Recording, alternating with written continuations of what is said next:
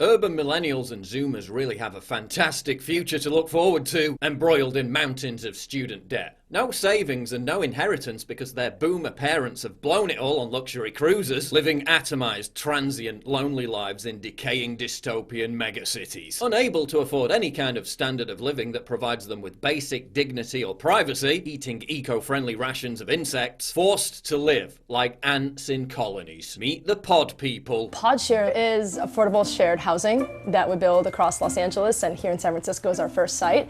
The idea, it's membership-based housing, so if you book a pod, you can stay across the whole network of locations. Great, $1,200 a month to live in a pod in the middle of San Francisco. A shithole where the streets are littered with used needles, mountains of trash, and piles of oozing feces. Where thanks to chronic homelessness and an exploding rat population, medieval diseases are making a comeback. So trendy. My whole concept was, like the idea of the government giving you everything in a communist state, what if you could subscribe to a housing membership and have all your needs met? All my needs met? Transcendent purpose, family, children, authentic life-affirming happiness. PodShare model is really for myself, which is solo, single, no children, no pets. You know, like I'm really just building something I want to live in. Oh, how about the basic human right to privacy? This location has 2 bathrooms, and this one's currently being used. The hardest thing about living in a place like this is that you give up your privacy. There's certain things you have to give up, and that's privacy here. Where else are you forced to live in smothering close proximity to other people with no privacy? So close that they can hear and witness your every bowel movement.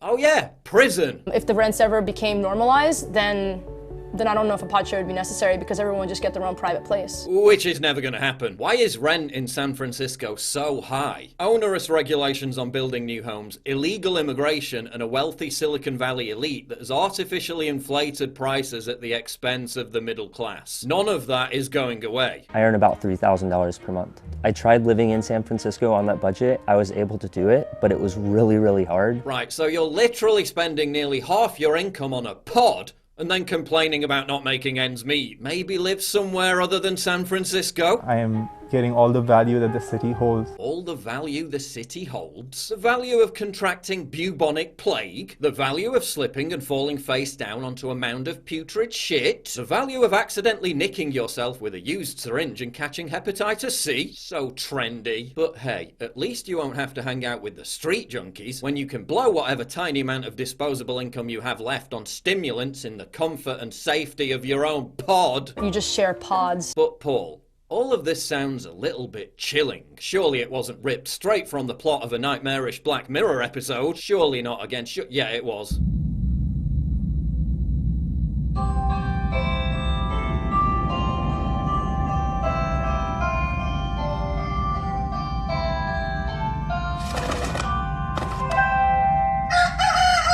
What a time to be alive. Drug and alcohol abuse rampant, soaring depression rates, all-time suicide highs, no pets, no family, no disposable income, no savings, no ownership. Sleep in a pod, work in a pod. Avocar Dachau.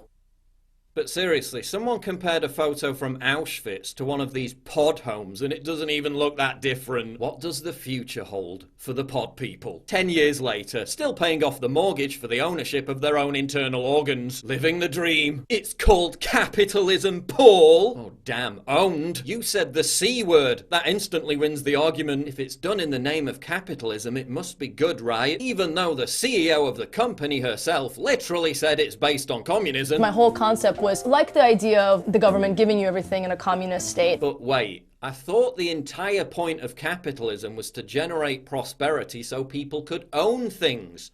Like homes. No one owns these pods. The pod people are perpetual rent serfs. In America, home ownership is at its lowest level in half a century, and that's mostly driven by broke millennials. In the UK, home ownership for young adults on a middle income fell to just 27% in 2016, down from 65% 2 decades ago. Mean house prices were 152% higher in 2015-16 than in 1995-96, after adjusting for inflation. By contrast, the real net family incomes of those aged 25 to 34 grew by only 22% over those same 20 years. Young people, many of whom are laboring under an average of $30,000 in student debt, can't afford to buy homes. They're all rent serfs. Thanks, capitalism! Compare that to communist countries like Cuba and China, where home ownership is around 90%. We don't live under free market capitalism. We live under a system of socialism for the rich. The banks got bailed out and the bubble was inflated exponentially. Guess who paid for that?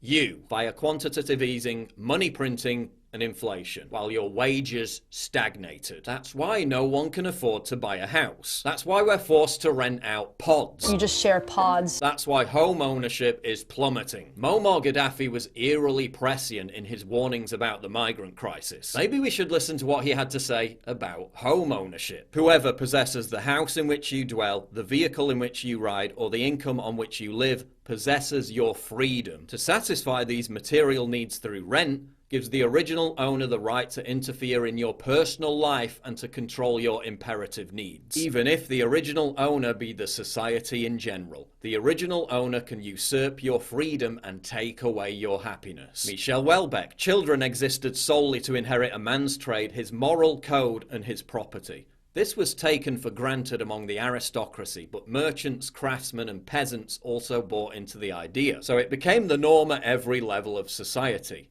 That's all gone now. I work for someone else, I rent my apartment from someone else, there's nothing for my son to inherit. If we do not restore the institution of property, we cannot escape restoring the institution of slavery. There is no third course. Home ownership is freedom. Civic investment is freedom. Property is freedom. Family is freedom. Community is freedom. Shelling out half your income to live cheek by jowl with some random people that you'll never even see again, in such close quarters that they can hear whenever you're pooping, in such close quarters that you're prevented from forming any kind of romantic relationship because you inhabit a permanently visible prison-style bunk bed, all because you've been indoctrinated that it's trendy to live in a soul-destroying, alienating, unaffordable, decadent, deteriorating metropolis. That's not freedom.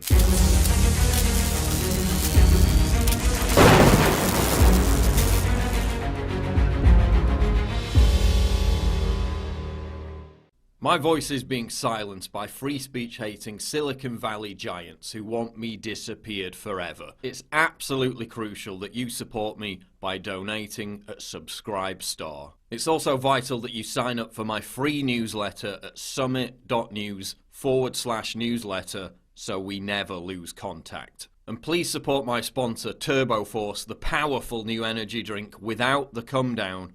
Link in description.